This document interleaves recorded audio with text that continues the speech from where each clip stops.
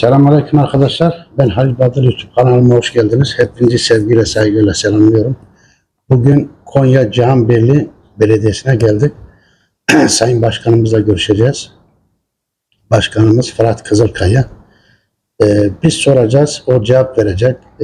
Önce kendisini bir tanıyalım. Daha sonra Cihanbeyli için yapmak istediği şeyler nelerdir? Cihanbeyli'nin eksikleri nelerdir? Soracağız. O da bize cevap verecek. Hemen röportajımıza geçelim.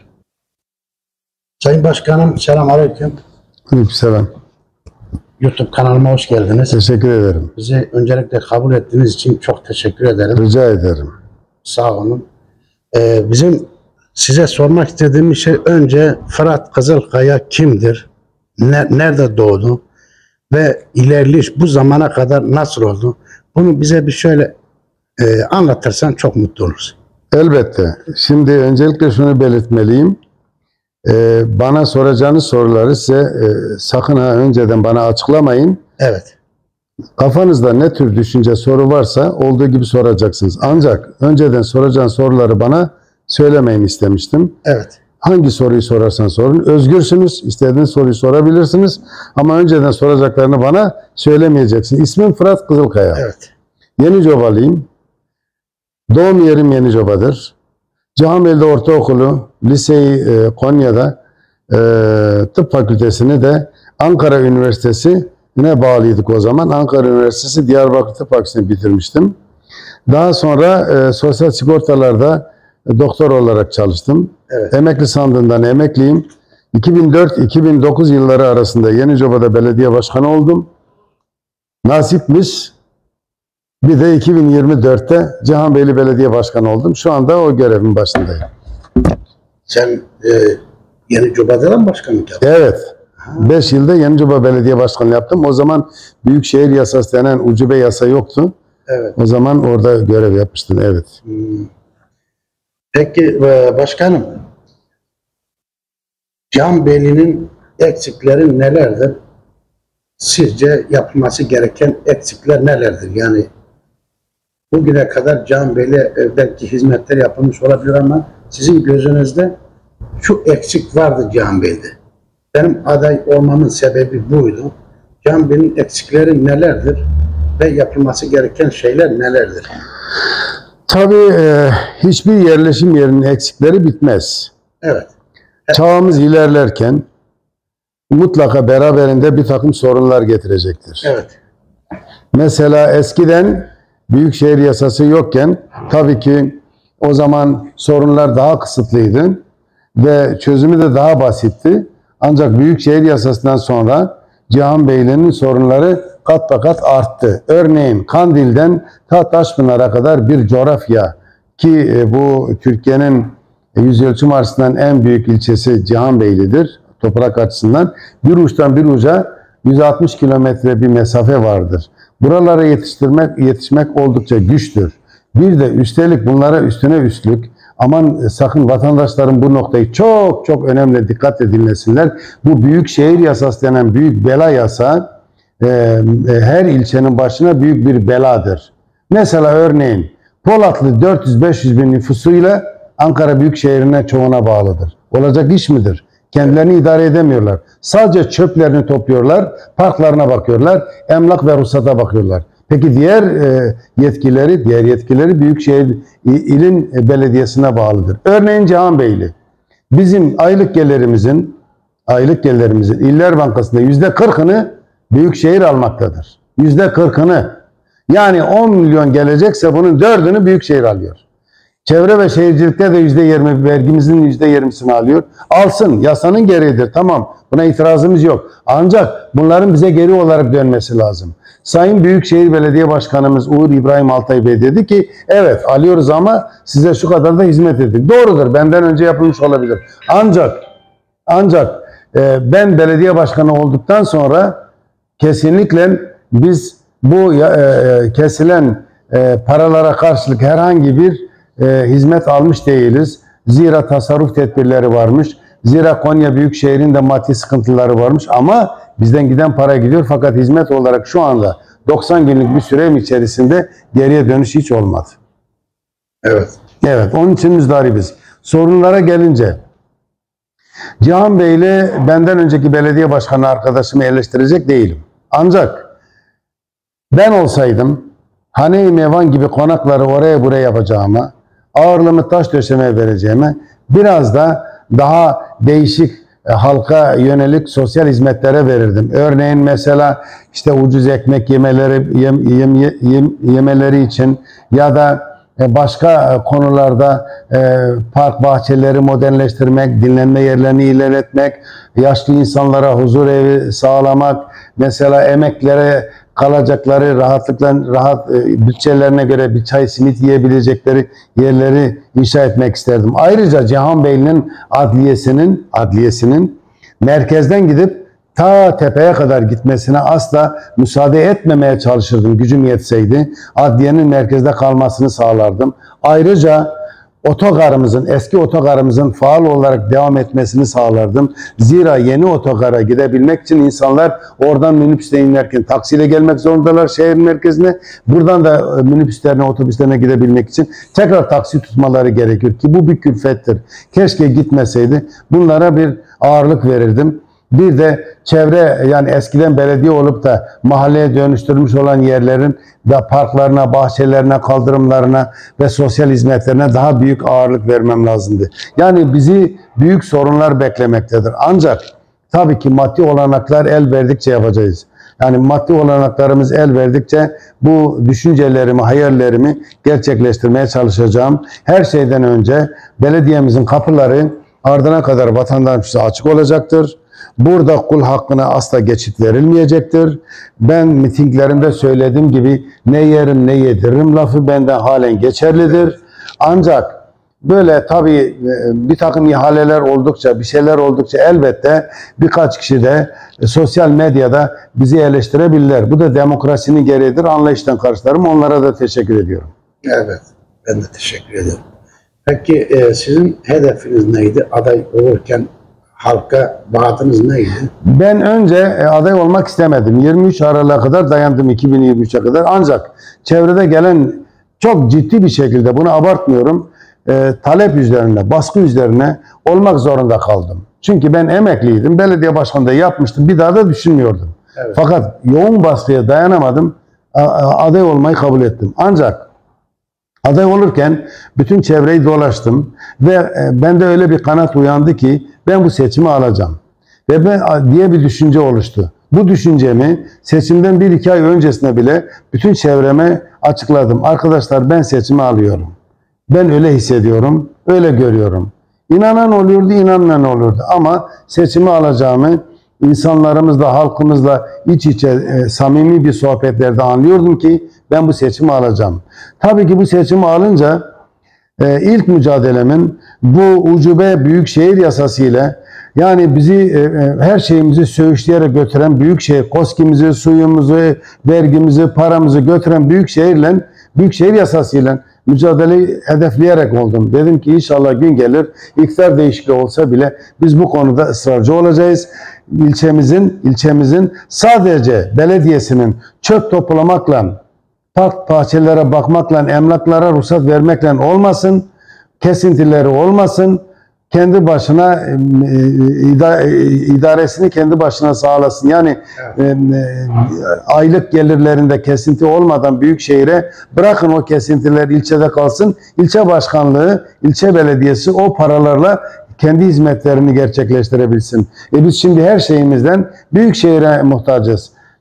Cihanbeyli merkezinde esnafımızın isteğiyle bir kapalı caddemiz var. Onun açılması için esnafın rahatlıkla alışverişlerin olması, insanlar rahatlıkla girip çıkabilmesi için dedik ki kapalı caddeyi açalım. Bir öğrendik ki kapalı caddeyi açmak bile Büyükşehir'den alacağım izne bağlıymış. İmza topladık, defaten müracaat ettik. Ne olur bunu açın, ayıp bizim için açmayın, vatandaşı düşünerek açalım dedik. Hayır efendim, biz şimdilik uygun görmüyoruz, ileriki bir zamanda düşünürüz. Bu dahi Büyükşehir Belediyesi'nden alacağımız izne bağlı. Otogarımız da oraya bağlı. Peki ne yapacağız? Yani belediye olarak ben ne yapacağım? Sadece çöp mü toplayayım? Yani ucube bir yasadır. Bu yasanın değişmesi benim hedeflerimin, ya mücadele edeceğim. Yani mesela bu yolda ne elimden gelebildiyse, elbette benim öyle bir olağanüstü gücüm yok ki ben bu yasayı, ama biz bunu Ankara'daki yetkililere 2'de 1 yansıtmak istiyoruz. Benim hedeflerimden biri budur. Bir de yani vatandaşa tecrübelerime dayanarak belki sosyal hizmet açısından daha faydalı olabilirim düşüncesiyle aday oldum. Ve çok şükür de insanlarımızın sayesinde kazandım.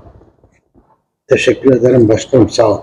Bir de ben Bulduk köyünün mağaraların 3 tane videosunu çektim. Evet. Önce ilk 2 tane video çektim. Daha sonra talep üzerine mağaranın daha da derinliklerine inmek için tam teşkilat lambalarımızı falan vesaire aldı gittik, ama mağaraya girmeden önce baktık kameralar kurulu. Demek o ikinci videomuzdan sonra oraya bir foto kapan kameraları kurmuşlar. Tabii o esnada ben kameranın önünde kimliğimi falan gösterdim de daha sonra jandarmanın geldiğini gördük biz. Orada işte artık burası sit alanı, buraya girilmez diye. Buna sevindim, ben mutlu oldum. Acaba bunu daha fazla geliştirecek misiniz? Yani oranın turizmi açması için bir şeyler yapmayı düşünüyor musunuz? Orada çok esrarengiz bir yeraltı şehri var. Oraya uğraşmak, ben çünkü girdim gördüm ben. Hatta videomda var. Çok muazzam bir şey var orada. Yani muazzam dedim altın falan değil, ama çok güzel bir yeraltı şehri. Bir ucu Gölbaşı'nda çıkmak şartıyla, bir ucu da Kuşça'da çıkıyormuş. Hatta son söylentiye göre bir arkadaş daha bana söylemişti, öğretmen biri. Bunun Nevşehir'le bağlantılı olduğunu düşünüyorlar. Buranın hakkında bir plan, projem var mı? Var. Şimdi her şeyden önce Kuşça'da 2. Kapadokya diyebileceğimiz peri bacaları var. Evet. Celil Boğazı dediğilen bir yerde. Biz onun için oraya yaz aylarında özellikle turizm gelirlerini artırmak, çevreyi şenlendirmek, renklendirmek için Nevşehir'deki, Kapadokya'daki balonları olan şirketlere başvurduk. Kurtarmaz dediler. Tabii biz daha yeniyiz. Bunu zamanla onlara inandıracağız ki yani kurtarır. Daha fazlasıyla da kurtarır. Bugün bizler, Kuşçalar, Yenicobalar, Cihanbeyler, bölgemiz denizi olmayan birer Kuşadası veya Bodrum kadar turizme ve dövize açık bir yerlerdir. Hele özellikle yaz aylarında. Biz onu düşündük. Elbette ki o ziyaret dedikleri Bulduk'taki tepe ve mağarayı da düşündük. Gündemimize aldık. Ancak biz daha yeniyiz. Yeni daha belediyemizi ve imkanlarımızı tespit ediyoruz. Tabii bunun olabilmesi için elbette kışın bunların üzerinde yoğunlaşacağız. Önümüzdeki yaza acaba neler yapabiliriz, nasıl tanıtabiliriz diye elbette projemizde var. Mesela örneğin Kuşça ile Kütükçay arasında, o dağ silsilesi arasında bir kale denilen yüksekçe bir tepe var. Onun üstüne çıktığı zaman yerleşim yerleri var. Yani meydanda halkın toplandığı mağaralar, kaldıkları yerler, orada o da var.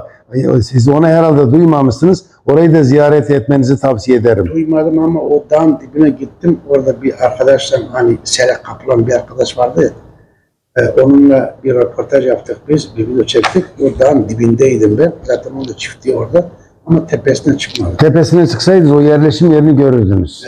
Evet. Bu Celil Boğazı'nın o peri bacalar dediğimiz, mağaraların dediğimiz yerin bir kısmında hafif bir ormanlık var, ağaç falan. Orada bir çeşme var.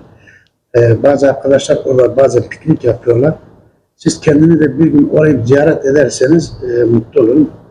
Çöp dolu, oraların temizlenmesi. Tamam. Bu dediğinizi de ben unutmayayım, not alayım. Kaç kere söyledim. Bir köprü var, o köprünün düzgün bir şekilde yapılması, oranın yolun yapılması. Anladım nereyi tarif ediyorsunuz. Evet, anladım. Çok önemli. Anladım. Bu benim kendi isteğim. Tamam, iyi bir istek. İyi bir istek. Şimdi başka bir şey var, az önce unuttum. Bahsederken eğer oradan da söz etmezsem haksızlık olur. İnsu'yu Pınarbaşı'ndan, Böğürdek'ten Cihanbeyli'ye doğru gelirken sağlı solu bir Ihlara Vadisi gibi harika bir tarih var. Evet. Mesela örneğin bu bence Ihlara Vadisi'nden daha dikkatli bir şey. Mesela Ihlara Vadisi turizmde nam yapmış, ziyaret edilen bir yer. Oysa Pınarbaşı'ndan tutun Cihanbeyli'ye kadar olan İnsuyu Vadisi de bence Ihlar'a kadar cazibesi olan bir yerdir. Halil Badır'la Ünsu diye yazsınlar YouTube'a, oranın da videosunu çek. Bence çek. Edip Bey çek. Çek. Yani ben çek. Gerçekten enteresan. Çok güzel çekimler var. Mağaraları var, suyu var, yeşili var. Yani bir nevi Ihlar Vadisi kadar görüntülü bir yer. Manzaralı bir yer. O eski beyaz taşlarla yapılmış eski evler tepedeki. Evet. Muazzam bir Evet. Doğrudur. Başkanım bir de ben 2023 10. aylarında falan Kel Hasan'a doğru Zanları Olsa'da bir video çektim. Zanları Olsa'dan aşağı doğru Kutu Kuşağı'na gelmeye çalıştık. Orada çok kötü bir asfalt vardı. Yapım aşamasındaydı galiba. Önü kapalıydı. Tam önünde de Kutu Kuşağı'nın yola, bu Ayşe Yaylası'ndan gelen yola bağlaması gerekirken orada da büyük bir sel taşkını var. Oradaki köprüler hep yıkılmış. Orası için bir planınız var mı? Şimdi şöyle, az önce Büyükşehir Yasası'ndan bahsedince bir de karayolları ağımızdan bahsedelim. Bir kısım yol var bize bağlı, bir kısım yol var karayollarına bağlı ki biz bir kısımda var Büyükşehir Belediyesi'ne bağlı. Bizim olmayan yollara, caddelere herhangi bir müdahalede bulunursak uyarı ve ceza da alırız. Onun için yapamıyoruz. Ama eğer bize ait olan yollarsa tabii ki müdahale edeceğiz. Tabii ki en azından grader'i gönderip biraz mücür dökebiliriz. Ya da menfezleri tamir edebiliriz. O sel taşkını önlenebilir mi? Önlenebilmesi için işte o yolun oraların kimlere ait olduğunu fen işlerinden öğrenmem lazım. Evet. Çok teşekkür ederim. Rica ederim. Sağ olun. Evet Sayın Başkanım, bir de Yapalı'nın sağ tarafında bazı dediğimiz obruklar mı, artık onlara biz in mi diyelim, mağara mı diyelim, görüntülerini de aldım, ben o videolarda paylaşacağım. Onların çok tehlikeli olduğunu ben gördüm, videolarda bunu söyledim. Bunların etrafında en azından bir telin çevrilmesi, bir korumanın alınması. Çünkü bazıları çok düz arazide duruyorlar. Mesela gece diyelim bir Afgan çoban İçine düşebilir. Hiç affı bile olmaz. Kimse de çıkarmaz, kimse de görmez. Çok tehlikeli duruyorlar.